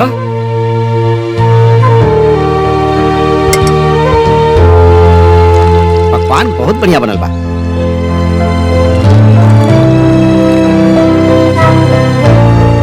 ना ठीक बा, आनंद आ गई भोजन करके। हाँ अरे खुश रह। प्रणाम पंडित जी। सदा सुखी रह लोगा ना। खुश रह। भगवान सब कल्याण करे। प्रणाम। प्रणाम। प्रणाम। खुश रहिए।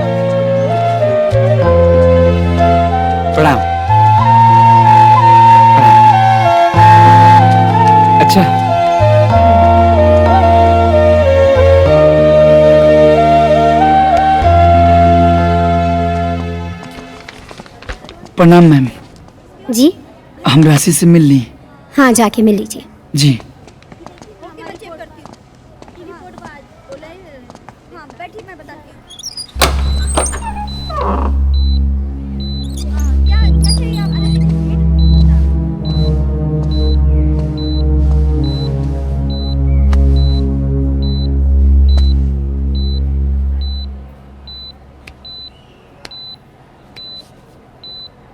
जानता हूँ राशि, आज बहु भोज रहा और पहला बार ऐसा भाई कि बहु भोज में बहु खाना ना बनौली, हलवाई खाना बनौला सा। और सब पंडित जी लोग एकदम मस्त जमा के खाना खाइला लोग, अंगूरी चाटत रह गया लोग। अब जब जात रहे लोग तो वो लोग के दान दक्षिणा देख के आशीर्वाद भी लेनी है। बस भगवान करस तू जल्दी से ठीक हो जा।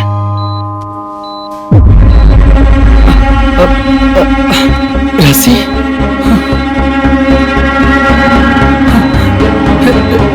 राशि, doctor, doctor, doctor, doctor, madam, madam जी, हो चलने राशि, आई जल्दी।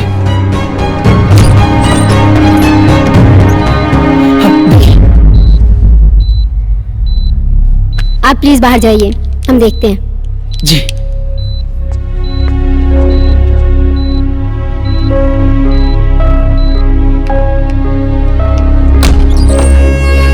ये पकड़ो जरा। इम्प्रूवमेंट हुई है, अच्छी बात है। अभी हम नई रिपोर्ट निकाल कर देखेंगे, उसके बाद हम आपको बताएंगे। आप घर जाइए। ध्यान रखिएगा। नर्स, तुम पेशेंट की नई रिपोर्ट निकालो। बाबूजी। हाँ बेटा। जानते हो माई, आज राशि पलक झप गई, ऐसा लगता कि पूजा पाठ के असर होता। आज करवा चौथ के व्रत हा, अगर बहू ठीक रहती तो दोनों आदमी व्रत रहती जा। अरे सुमारी भाई। अरे पंडित जी, पंडित जी, अरे खुश रह जा, खुश रह जा, खुश रह जा। अरे का करी भाई, आवे के पड़ल, पैसा ले बानी, ग्रह उतारे के ठेका ले बानी, सब ध्यान रखे के पड़ेला ना। यह बतावे आइल बानी कि आज करवा चौथ बा। पंडित जी, पता बा कि आज करवा चौथ बा? हाँ पता बाता बेटा, सवेरे से कुतिया दुल्हन के कुछ खियोले पियोले ना बड़ा, काहे कि करवा चौथ के व्रत आज कुतिया दुल्हन के भी रखे के पड़ी और राशि खातिर तोहके भी रखे के पड़ी। लेकिन हमके चली हम तो रख लेम, लेकिन ये इंसान थोड़ा नहीं है कि समझा बुझा दिया जी कि तू आज मत खो। अरे नानी, घर में घूमत फिरत कुछ खा ले तब। अरे भाई, आज पूरा दिन तू लोगों ने के बांध के रखा और ध्यान रखिया जा कि कुछ खाए पिए ना पावे, कौनो चूक ना होके के चाहे भाई, ना तो बाद में हमके दोष मत दिया भाई। अच्छा प्रणाम पंडित जी। खुश रहा लोग।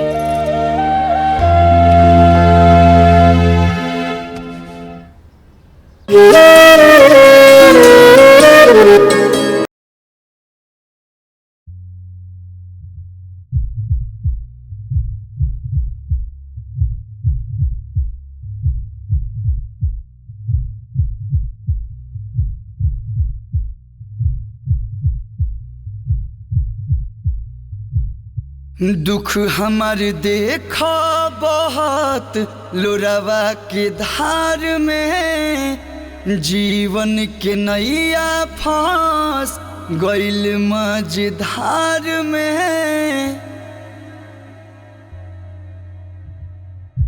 दुख हमार देखा बहुत लोरावा के धार में, जीवन के नैया फांस गइल मझधार में। महतून का सोझाया के खड़ भी आसान से, हमर जान के जिया दो चंदा कही के भगवान से। कदा ये एहसान चंदा कही के भगवान से।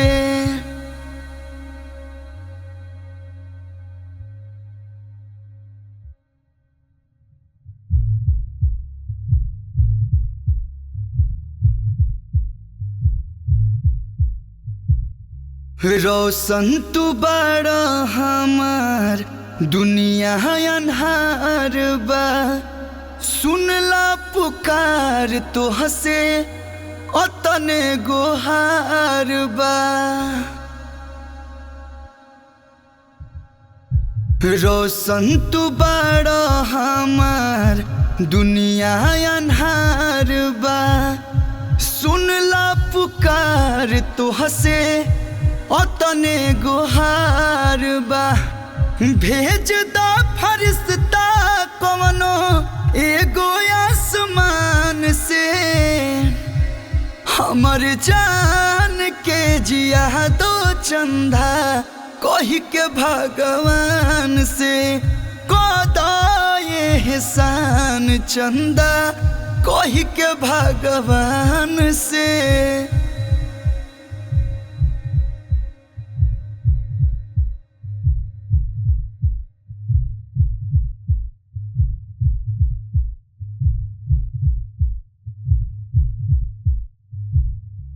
बड़ी बा उम्मीद जानी करी हा निराश हो, साथ जदि छोटी टूटी जाई विश्वास हो। बड़ी बा उम्मीद जानी करी हा निराश हो, साथ जदि छोटी टूटी जाई विश्वास हो। दूर न सवित्री के कर सत्यवान से, हमर जान के जिया दो चंदा कही के भगवान से। कदा ये एहसान चंदा कही के भगवान से।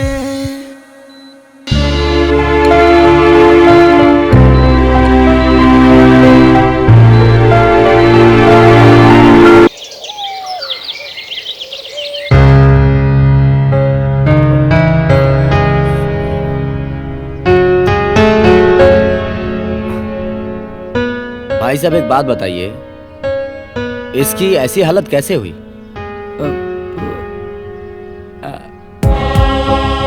वो कल करवा चौथ था ना, तो इसने भी व्रत रखी थी। करवा चौथ का व्रत हो भी एक कुकुरिया से? वो क्या है ना सर कि मैं मंगला हूँ और मेरी शादी हुई है, और विदाई के बाद मेरी वाइफ का एक्सीडेंट हो गया और वो कोमा में चली गई। वो पंडित जी ने बोला कि काली कुतिया से शादी कर लो और उसे 21 दिन अपने साथ रखो, और इसी बीच ये करवा चौथ आ गया। तो उन्होंने कहा था कि अगर ये व्रत करेगी तो राशि के स्वास्थ्य में सुधार हो जाएगा। तो मैंने किस जमाने में जी रहे हो भाई साहब आप लोग? आजकल के जमाने में भी मंगला मंगली के चक्कर में पड़े हुए हो। एक बात बताइए, इस मासूम की जान ले रहे हैं आप लोग? अरे मुझे तो जानवर ये नहीं आप लोगों में दिखाई दे रहा है भाई। कुछ नहीं खिलाया पूरा दिन आप लोगों ने, इसे पता है? इसकी तबीयत इतनी खराब हो चुकी है कि ये बचने के हालत में नहीं है। एक बात बताइए, आपकी बीबी का एक्सीडेंट हुआ ना, ड्राइवर की भी तो गलती हो सकती है। इसकी क्या गलती? इस बेचारी को आप लोग मार रहे हो। एक काम करिए, आप किसी और डॉक्टर से दिखा लीजिए, मेरे बस की बात नहीं है, सॉरी। अरे डॉक्टर साहब, डॉक्टर साहब,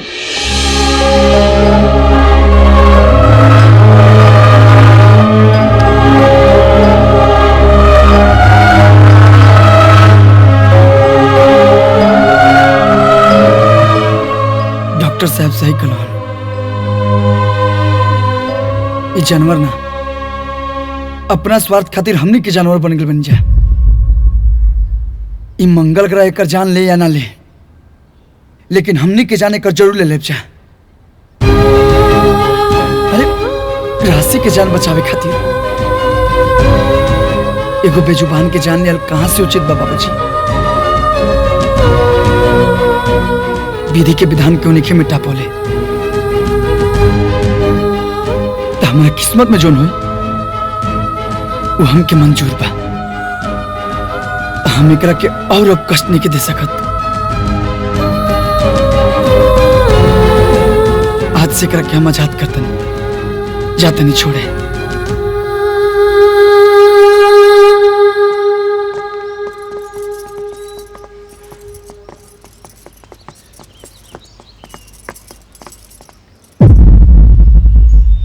माई हम छोड़ के आवत नहीं।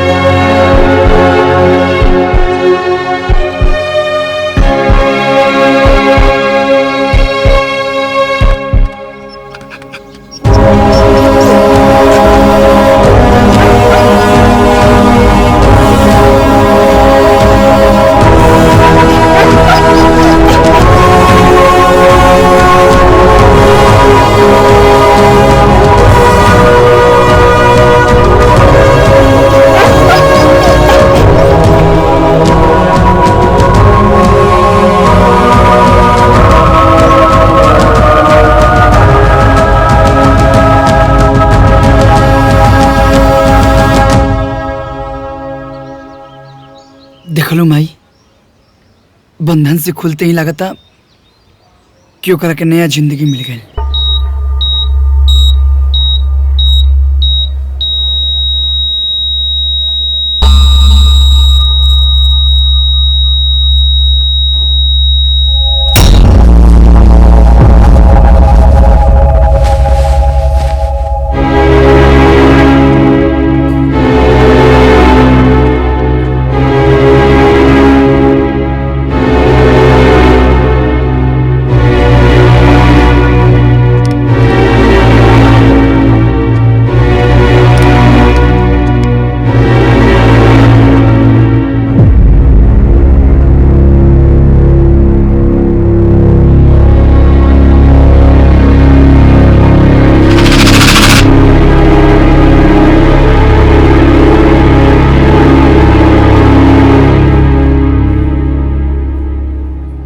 I'm sorry.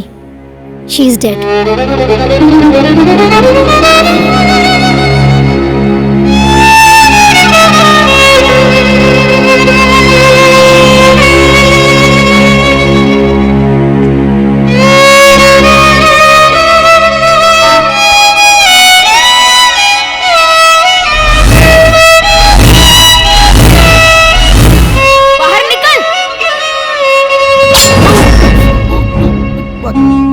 तलवार लेके आई लो खुबू। क्या बोलो फिर से बोलो। I love you. I love you.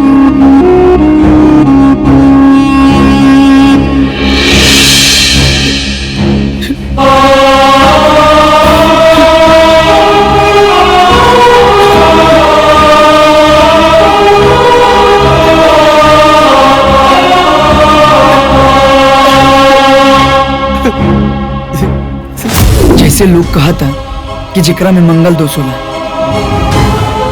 अगर ओकर शादी हो जाए तो दोनों में से केहू एक आदमी मर जाए।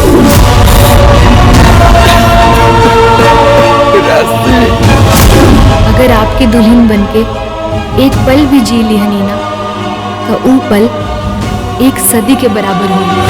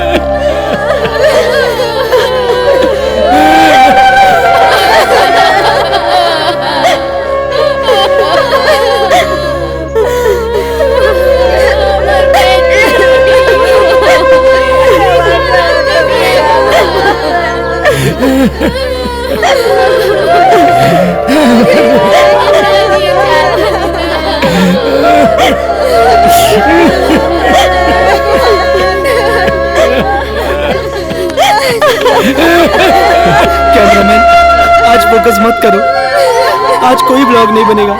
दर्शकों माफी चाहता हूँ, अगले ब्लॉग में फिर मिलते हैं।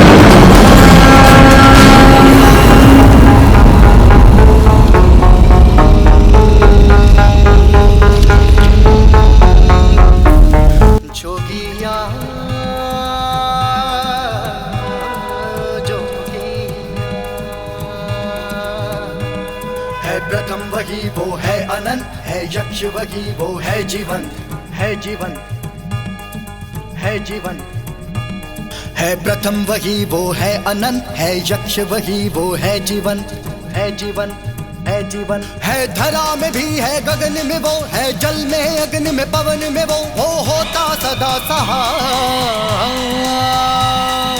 ओम नमः शिवाय हरि ओम नमः शिवाय ओम नमः शिवाय हरि ओम नमः शिवाय ओम नमः शिवाय हरि ओम नमः शिवाय।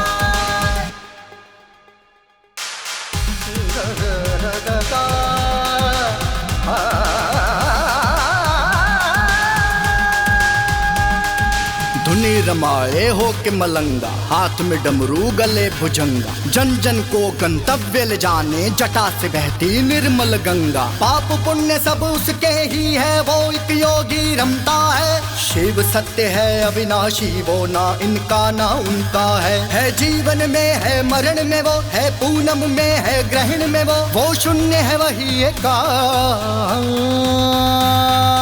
ओम नमः शिवाय हरि ओम नमः शिवाय ओम नमः शिवाय हरि ओम नमः शिवाय ओम नमः शिवाय हरि ओम नमः शिवाय। सारे सारे गा रे गा पा गा पानी पानी पानी सा पानी सा दा नी सा नी पानी पा गा रे गा रे सा सा सा सा सा सा।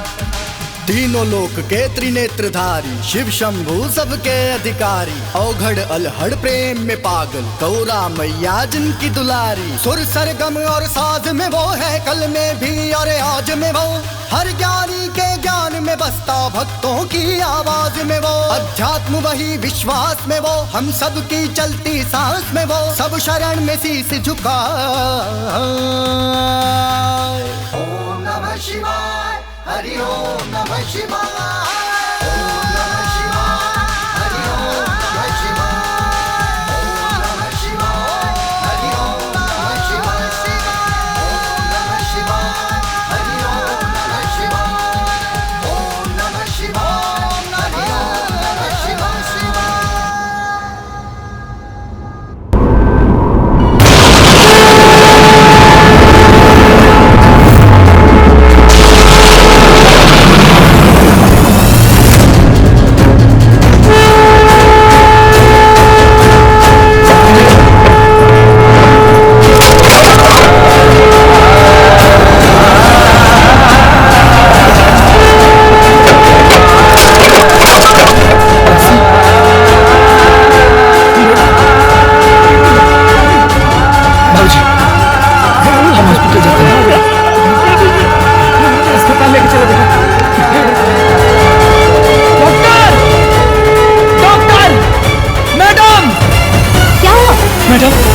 सांसें चल रही है। इन्हें जल्दी आईसीयू में लेके आइए।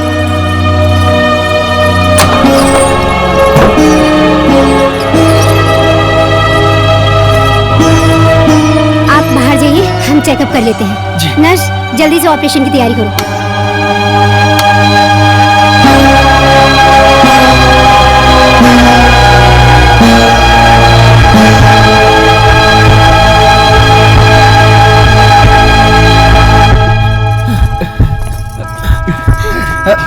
काबिल बाबू वो ट्रीटमेंट चलाता है। भगवान जी उम्र में ठीक बचा, हमारा रास्ते के ठीक करता।